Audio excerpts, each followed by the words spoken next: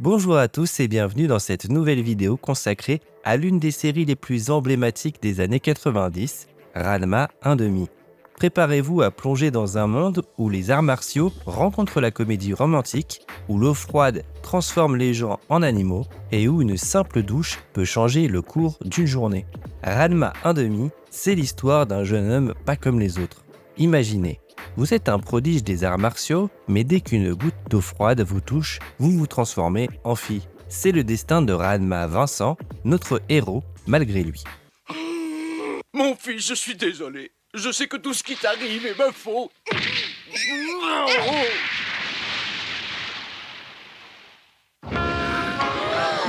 Oui, c'est ta faute. Et je suis bien contente que l'eau te transforme en panda. Les amis de papa sont pour le moins étranges et surprenants. Tout commence en 1987, quand la mangaka Rumiko Takahashi, déjà célèbre pour les mangas Lamu et Juliette Je t'aime, décide de créer une nouvelle série. Elle veut mêler arts martiaux et comédie, avec une touche de fantastique. Takahashi s'inspire de la popularité croissante des mangas de combat à cette époque, comme Dragon Ball, mais souhaite y ajouter sa propre touche d'humour et de romance. C'est ainsi que naît Ranma 1/2, une série qui va rapidement devenir un phénomène au Japon et dans le monde entier. Le manga est publié dans le Weekly Shonen Sunday à partir d'août 1987. Et il ne faudra que 2 ans pour que l'anime voie le jour, preuve du succès fulgurant de la série.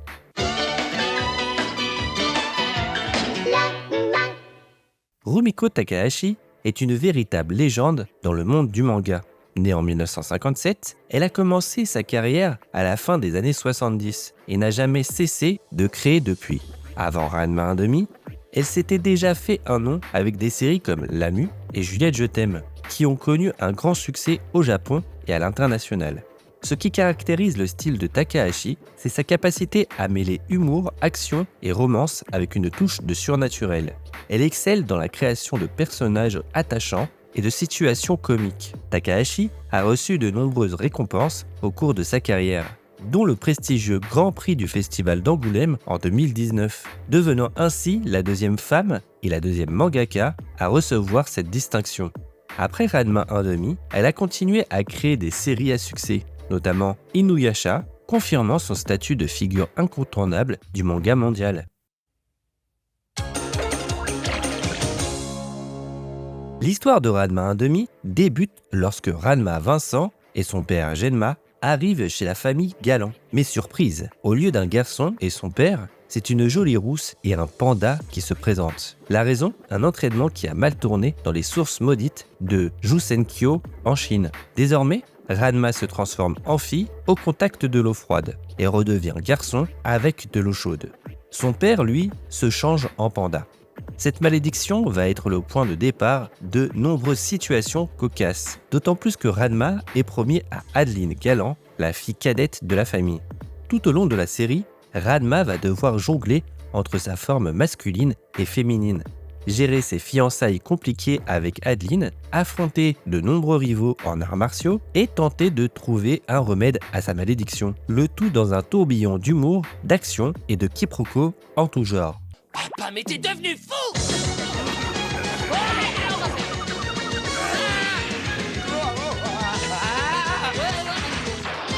Jamais je ne te pardonnerai de m'avoir joué un tour pareil. Ranma 1/2 se compose de 161 épisodes, répartis en 7 saisons. La série a été diffusée au Japon de 1989 à 1992. En plus de la série télévisée, l'univers de Ranma s'est enrichi de 3 films d'animation et de plusieurs OAV. Ces productions complémentaires ont permis d'approfondir certains aspects de l'histoire et d'offrir aux fans des aventures inédites de leurs personnages préférés. Chaque épisode de la série est l'occasion de découvrir de nouvelles techniques de combat loufoques, comme les arts martiaux de la cérémonie du thé ou le combat de patins à glace. L'imagination débordante de Takahashi semble sans limite, offrant constamment de nouvelles situations absurdes et hilarantes. La structure épisodique de la série avec des histoires souvent autonomes, permet de suivre Ranma 1/2 de manière flexible. Cependant, on peut observer une évolution des relations entre les personnages au fil des saisons, donnant une certaine continuité à l'ensemble. Ah, Docteur Thibault, c'est merveilleux. Vous croyez vraiment qu'on va pouvoir faire le shampoing qui guérira ma sœur? Oh, belle Annabelle. Oh non! Oh, ce que ça me fait plaisir de vous voir ici, je ne m'y attendais pas. Voyons, docteur, vous oubliez qu'ici c'est chez moi? C'est vrai, je dois perdre la tête. Au point d'en déchirer ce livre, c'est grave! Excusez-moi, mais est-ce que vous avez déjà dîné? Pas encore, nous allions nous mettre à table. Il paraît que vous cuisinez merveilleusement bien. Si vous voulez vous joindre à nous, ce sera avec plaisir. Oh non!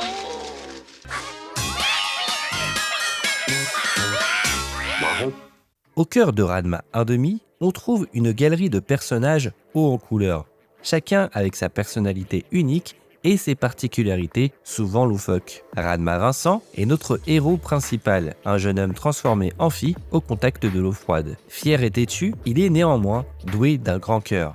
Adeline Galland, la fiancée de Ranma, est une jeune fille au caractère bien trempé.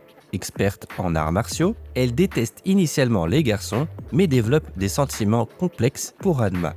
Genma Vincent, le père de Ranma, se transforme en panda. Souvent égoïste et lâche, il est néanmoins un maître en arts martiaux. Parmi les personnages secondaires marquants, on trouve Roland Mathieu, l'éternel rival de Ranma, maudit pour se transformer en petit cochon noir. Bambou, une guerrière chinoise amoureuse de Ranma qui se change en chat. Jutian Storm, un kendoka narcissique, amoureux à la fois d'Adeline et de la forme féminine de Ranma. Ernestin, le vieux maître pervers capable de mettre tout le monde dans l'embarras. Le docteur Thibault, amoureux transi de la grande sœur d'Adeline, Annabelle. Chacun de ces personnages apporte sa touche unique à la série, créant un ensemble dynamique et varié qui est l'une des grandes forces de la série.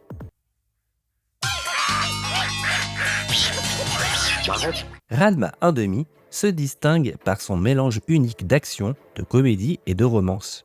Le style de Rumiko Takahashi brille par sa capacité à créer des situations à la fois absurdes et touchantes, où l'humour côtoie des moments de réflexion plus profonds. Au-delà de son côté comique, la série aborde des thèmes plus complexes, notamment celui de l'identité de genre. À travers les transformations de Ranma, Takahashi explore les notions de masculinité et de féminité dans la société japonaise des années 80. Le personnage de Ranma, à la fois homme et femme, remet en question les stéréotypes de genre et invite à réfléchir sur ce qui définit réellement une personne au-delà de son apparence physique. La série traite également des relations familiales et amoureuses de manière originale. Les fiançailles arrangées entre Ranma et Adeline servent de prétexte pour explorer les attentes sociétales en matière de mariage au Japon, tout en montrant l'évolution des sentiments entre les deux protagonistes. L'honneur et la fierté, thèmes récurrents dans les arts martiaux, sont également au cœur de nombreux épisodes. Les personnages sont souvent confrontés à des dilemmes entre leur sens de l'honneur et leur désir personnel. Enfin, Ranma 1/2 aborde avec humour les difficultés de l'adolescence, période de changement et de questionnement, symbolisée par les transformations physiques de Ranma. Le style visuel de la série, avec ses expressions exagérées et ses gags visuels, renforce l'aspect comique tout en permettant des moments de beauté et d'émotion. Cette combinaison unique d'humour et de profondeur fait de Ranma 1/2 une œuvre qui continue de résonner avec les spectateurs, bien au-delà de son époque de création. L'adaptation en animé de Ranma 1/2 a été réalisée par le studio Deen, connu pour son travail sur d'autres séries populaires. La diffusion a débuté au Japon en 1989 et s'est poursuivie jusqu'en 1992. En France, c'est à partir de septembre 1992 que les téléspectateurs ont pu découvrir les aventures de Ranma dans le Club Dorothée sur TF1. La série a ensuite été rediffusée sur plusieurs chaînes, dont Manga et Game One. L'impact culturel de Ranma 1/2 a été considérable tant au Japon qu'à l'international. La série a contribué à populariser le genre du gender bender dans les mangas et les animés, ouvrant la voie à d'autres œuvres explorant les thèmes de l'identité et du changement de genre.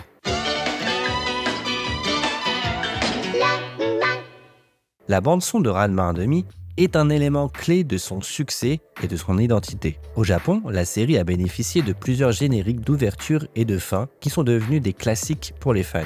Parmi les openings les plus mémorables, on peut citer Jajoma ni Sasenaide, littéralement « Ne me rends pas capricieux », interprété par Etsuko Nishio. Ce morceau énergique et enjoué pose parfaitement l'ambiance de la série.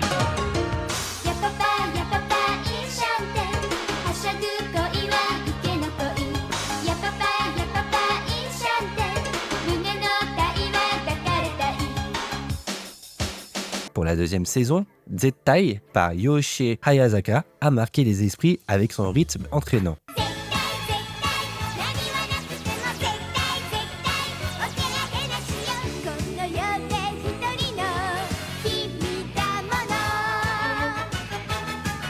En France, c'est Bernard Minet qui interprète le générique, avec des paroles qui sont restées dans toutes les mémoires. Cette version française, bien que très différente de l'original, a contribué à l'immense popularité de la série en France. Tu resteras dans notre cœur de tous nos amis, le plus sincère et le meilleur. La musique d'ambiance, composée par Miki Higashino, joue un rôle crucial dans l'atmosphère de la série. Elle alterne entre des morceaux comiques pour souligner les gags, des mélodies plus douces pour les moments romantiques et des thèmes dynamiques pour les scènes d'action. Cette richesse musicale participe grandement à l'expérience Ranma 1/2, renforçant l'émotion de chaque scène et restant gravée dans la mémoire des fans longtemps après le visionnage. Comme toute série à succès, Ranma 1/2 a généré de nombreux produits dérivés. Parmi ceux-ci, les jeux vidéo occupent une place particulière. Dès 1990, le premier jeu Ranma 1/2 sort sur Game Boy au Japon. Il s'agit d'un jeu d'action inspiré de Bomberman. S'ensuivent plusieurs jeux de rôle et de combat sur diverses plateformes comme la Super Nintendo, la PlayStation ou encore la PC Engine. Parmi les titres les plus notables, on peut citer Ranma 1/2 Hard Battle, sorti en 1992 sur Super Nintendo. C'est l'un des rares jeux de la franchise à avoir été officiellement localisé et commercialisé en Occident. En 1995, Ranma 1/2 Battle Renaissance sort sur PlayStation, offrant des combats en 3D, une première pour la franchise. Ce jeu est considéré par beaucoup de fans comme le plus abouti de la série. Au-delà des jeux vidéo, Ranma a inspiré une large gamme de produits, des figurines aux cartes à collectionner, en passant par les artbooks et les CD de bandes originales. En France, on se souvient notamment des albums Panini qui permettaient de collectionner les images des personnages. Ces produits dérivés ont permis aux fans de prolonger l'expérience Ranma 1/2 au-delà de l'anime et du manga, contribuant à ancrer la série dans la culture populaire. L'univers de Ranma 1/2 a connu d'autres adaptations au fil des années, démontrant l'endurance et la popularité de la franchise. En 2011, les fans ont eu la surprise de découvrir une adaptation en live-action.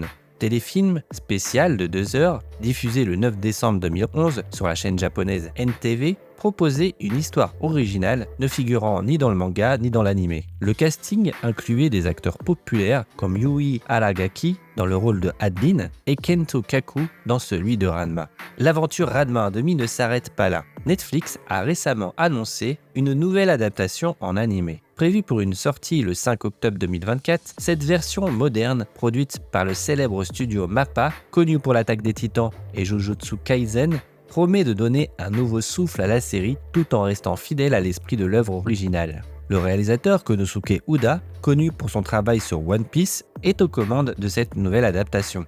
Les premiers visuels et bandes annonces ont suscité l'enthousiasme des fans, montrant un style graphique modernisé mais respectueux du design original des personnages. Cette nouvelle version de Ranma 1/2 témoigne de l'attrait durable de la série et de sa capacité à séduire de nouvelles générations de spectateurs, plus de 30 ans après sa création initiale. T'as aucune pudeur ou quoi? Regardez, arrête! La ferme, pervers! T'es pas mignonne du tout. Ranma, Ranma, Ranma, Ranma, Ranma, Ranma, Ranma, Ranma. Ranma 1/2.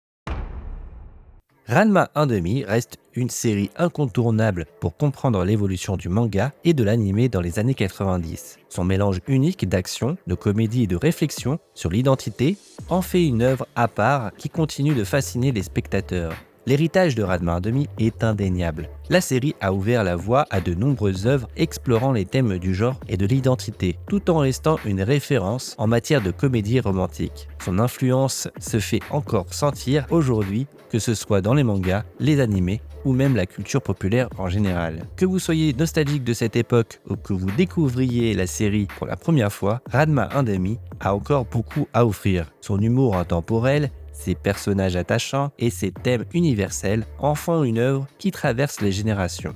Si vous avez apprécié cette plongée dans l'univers Ranma 1/2, n'oubliez pas de liker cette vidéo et de vous abonner à la chaîne. On y parlera régulièrement de séries cultes des années 80, 90, 2000, alors ne manquez pas nos prochaines vidéos. Merci d'avoir regardé et à bientôt pour une nouvelle exploration nostalgique.